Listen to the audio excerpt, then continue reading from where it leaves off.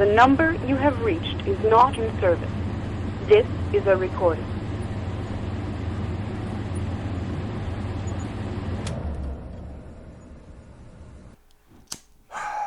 Some sage from South Dakota.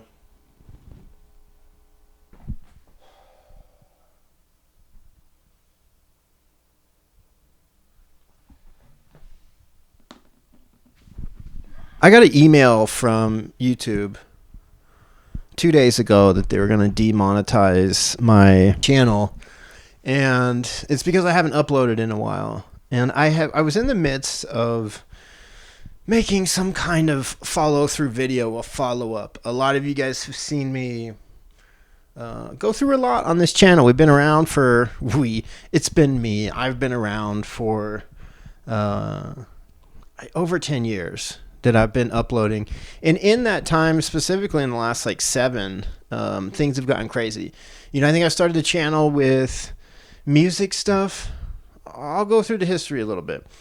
I had done a bunch of YouTube channels. I think that was like my 4th, and really before that, it was other streaming platforms. It was like iMeme, which was great for musicians, and I loved that. You like put a little bit of visual art, a little bit of audio stuff. That kind of closed down, and then it was like, okay, YouTube's here, and it was starting to become, God, everything was so different back then. But it was a place to upload. You could put your music up there, and people could listen to it. I was just finishing off with like another channel that was specifically, it's like all music. I felt like it had run its course. And back then, okay, like you could be anyone you wanted online. You know, you didn't really like have the same personality or character or whatever. In particular, I didn't want to be attached to my last few YouTube and online things because the internet was also a lot smaller back then. Now you can upload something and no one will ever see it.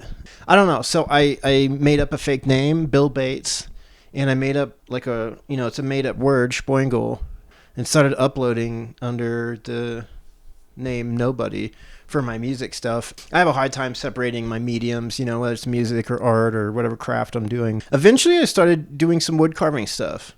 I was an animator, went to school for animation. I was having a really hard time doing full-time animation.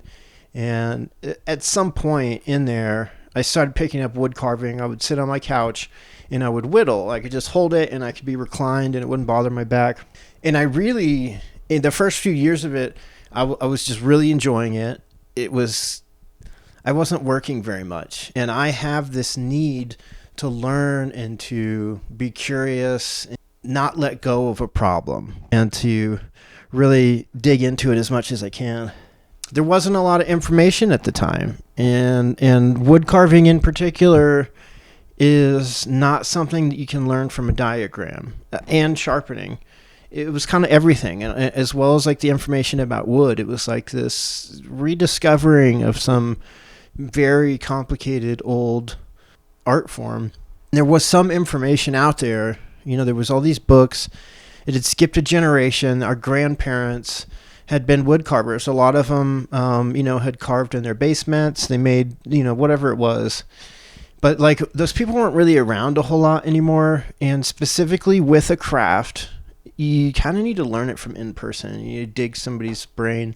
I was just loving it. There wasn't any information on the web. And so I started uploading really just with the intent of putting information out there because I was just trying to leave breadcrumbs because I had worked so hard trying to gather information. I would like go to a craft fair or something. So, like there'd be a wood carver there and it'd be like, oh my God, it's a wood carver, and it wouldn't be, back then you didn't run into like part-time wood carvers. Like they would be dabbling. These fools would be like down and dirty, like a hermit that was like digging in. And you'd be like, yo, what about this? What about this? You'd have 15, 20 minutes maybe to pick their brain.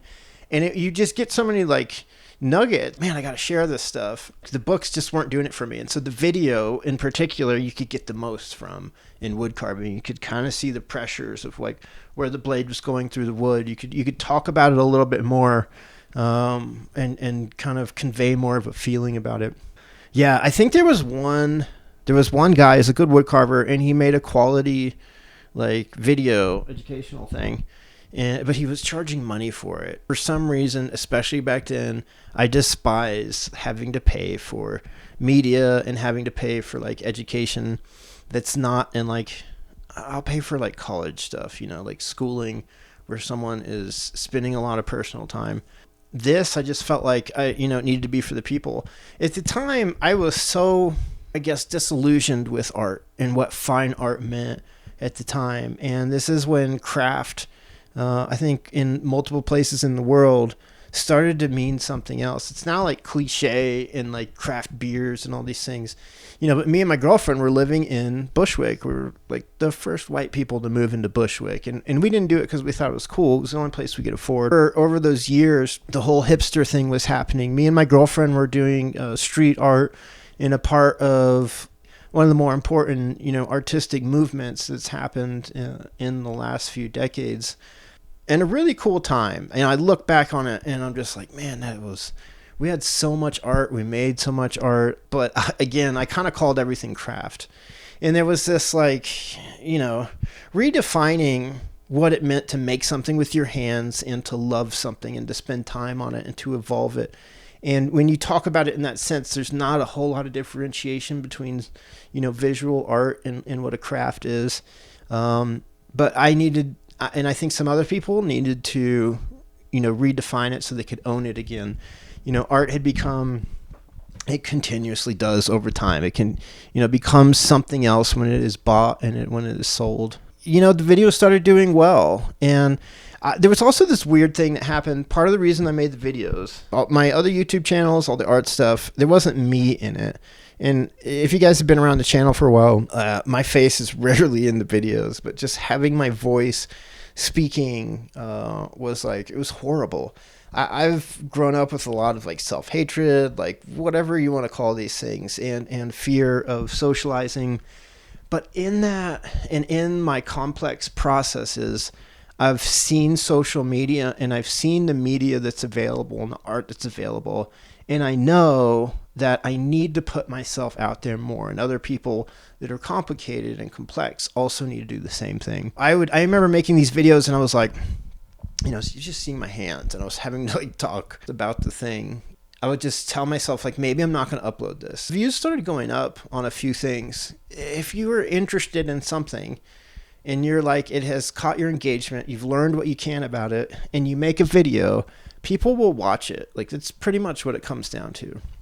There was like the sanding disc one, it has quite a few views. And I really started pushing into wood carving. At some point I did, I think like 30-minute spirit, where I just in one go did a wood spirit and talked through it. That's when things got like really crazy. Started transcending wood carving, teaching wood carving and connecting with people through the internet became incredibly important.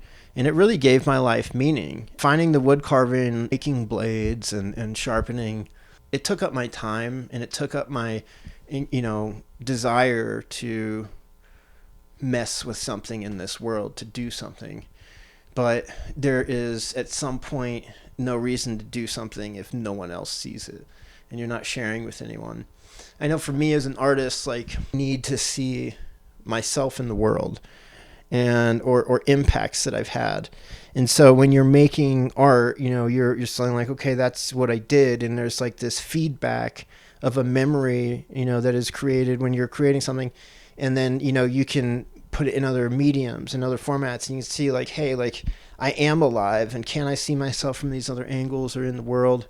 And it's not necessarily me that I'm interested in putting into the world, at least in the way that we talk about, like, people putting themselves out there and being in love with themselves as a soul and as a mechanism of this universe.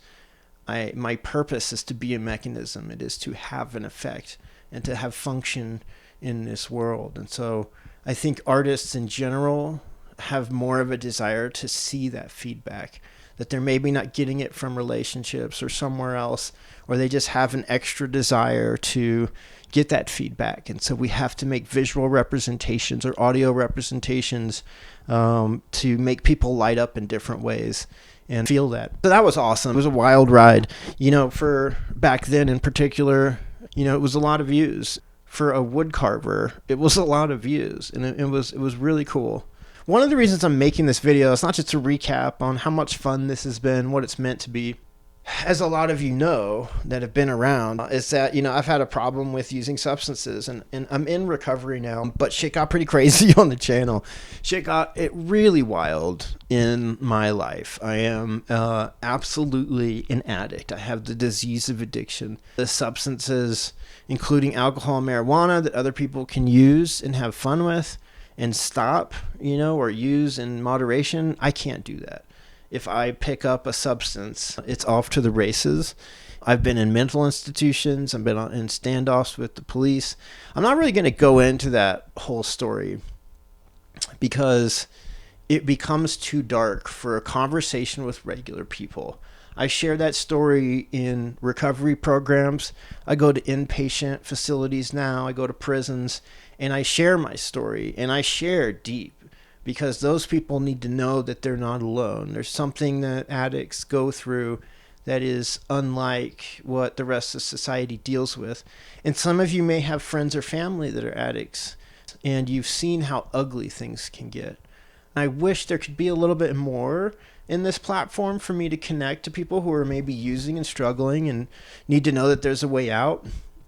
But I don't think that most of the internet is an appropriate place for that. Certainly not this channel. But a lot of you already saw, I had psychosis from using too many dissociatives. All of that's gone away once I stopped using. I'm a pretty normal person. Well, relatively speaking, pretty normal person. I am very down to earth now. And, I work for a recovery house. This is called a sober living. I went through one. Going to meetings wasn't enough for me. 12-step meetings. Narcotics Anonymous, Alcoholics Anonymous. It just wasn't enough. My disease has progressed as I've gotten older, and so COVID started, which is when I got clean. I've been clean for a little over 5 years now. No substances that are mood or mind altering in 5 years. Yeah, so I went into a sober living, like a group home. I work for them now, and I've moved a few times to go open houses, stabilize areas, and it's been tremendously rewarding. This job in particular has what's really pulled me away from YouTube and making videos. That's okay with me. This is an incredibly rewarding job. I'm helping people save their own lives. It is also very difficult at times. It's a struggle. It's not easy. We have horrible tragedies. In the horrible things that can happen, there's also these wonderful things that can happen. Addiction has not very good numbers, but there are some of us that make it if there's a place for us to do that. And so it's an honor to be alive and go through that process with someone else who is reinventing themselves and learning how to be an adult again and deal with their emotions in the absence of drugs. So I don't know, man, partly, I just want to tell y'all that I'm happy and I'm good. And I probably won't make videos anymore. I'm able to work this job, and I've figured out a balance with my back where I'm able to do things. I'm taking some architecture courses. I think there's a future in architecture, and I have this need to mix my passions of helping people with mental health and recovery problems with my sculptural and structural ideas.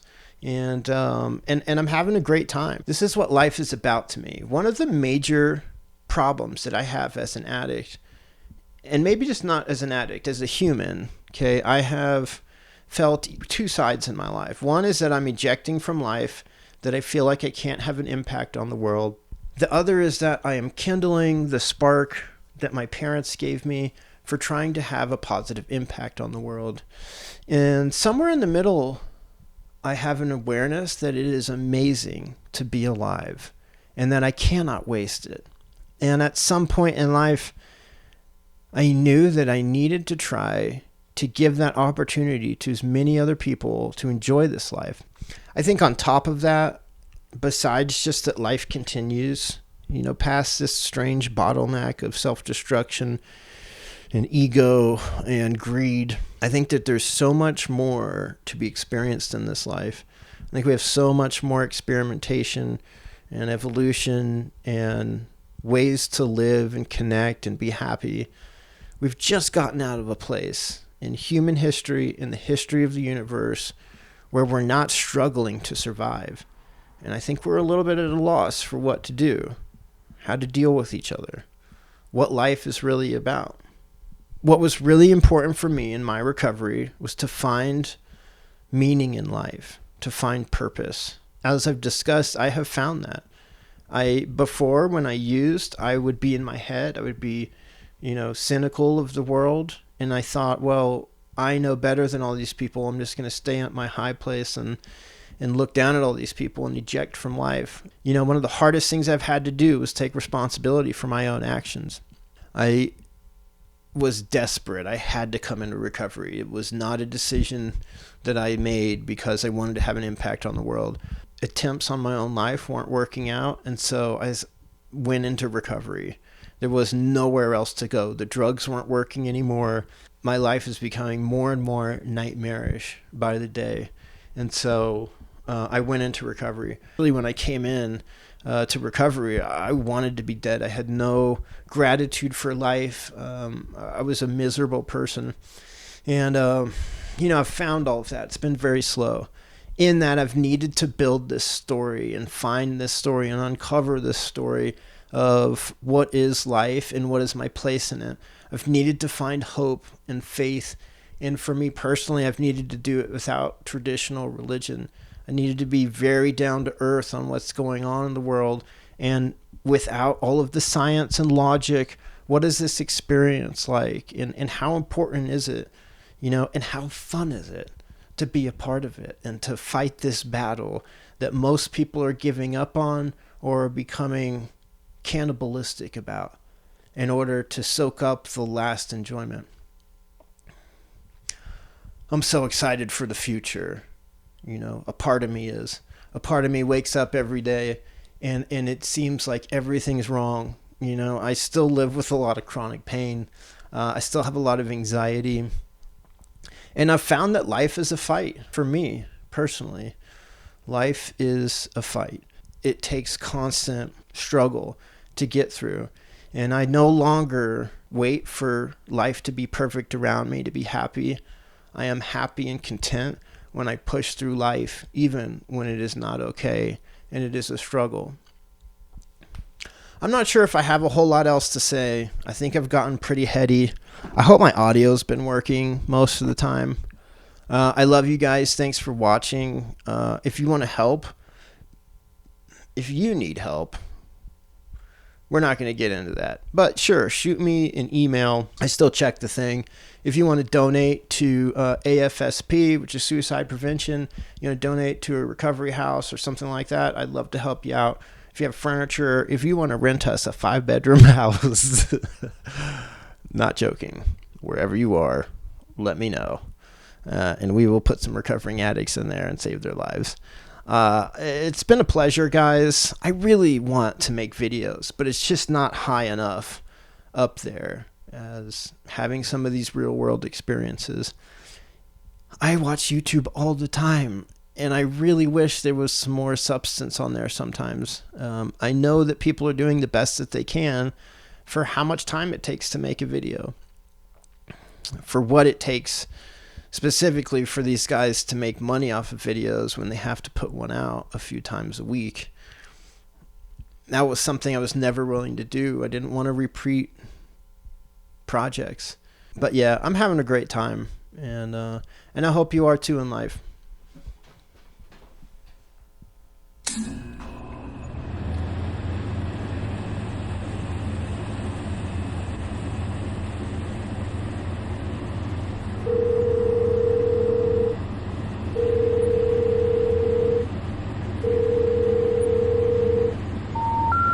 The number you have reached is not in service.